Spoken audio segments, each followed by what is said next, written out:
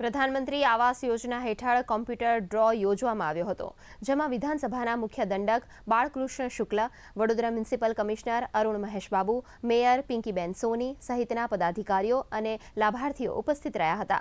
આ ડ્રોમાં શહેરના બિલ, ભાયલી, સેવાસી, અટલાદરા અને કલાલી ખાતે બંધાયેલ આવાસો અને દુકાનો માટે ડ્રો યોજાયા હતા.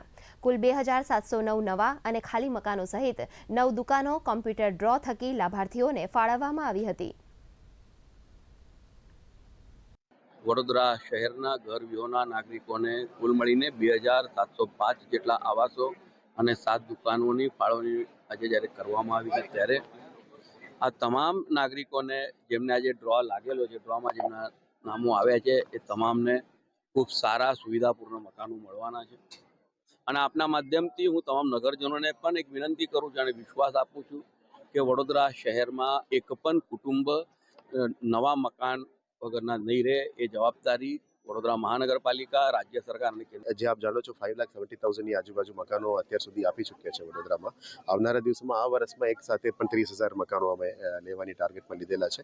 એટલે સિટીની અલગ અલગ વિસ્તારમાં અલગ અલગ હાઉસિંગ સ્કીમ્સ, અફોર્ડેબલ હાઉસિંગ, અને આવનારા દિવસોમાં PMAY 2.0 જેમાં 8 લાખ રૂપિયાનું વેલ્યુવાળો જે મકાન છે એના પણ કામગીરી તૈયારી શરૂ કરી દીધી છે.